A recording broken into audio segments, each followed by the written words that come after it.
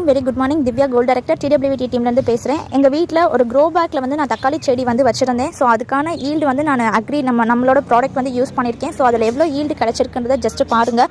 100 PV consistency voucher நம்ம free product எதுனாலுமே நம்ம கிளைம் பண்ணி வாங்கிக்கலாம் இல்லையா? அதில் தான் ஜஸ்ட்டு வந்து வீட்டுக்கு தேவையான அது க்ரோ பண்ணுறதுக்காக வாங்கலாமேன்னு சொல்லிட்டு கோல்டும் அண்ட் அக்ரி 82வும் வாங்கியிருந்தேன். ஸோ அது வாங்கி நான் யூஸ் பண்ணி எனக்கு ரிசல்ட் கிடச்சிருக்கதை ஷோ பண்ணி காட்டியிருக்கேன். வீட்டில் தக்காளி செடி க்ரோ பேக்கில் வச்சுருக்குது. ஸோ எவ்வளோ ஈல்டு எடுத்திருக்கேன்றதை ஜஸ்ட் எல்லாருமே பாருங்கள்.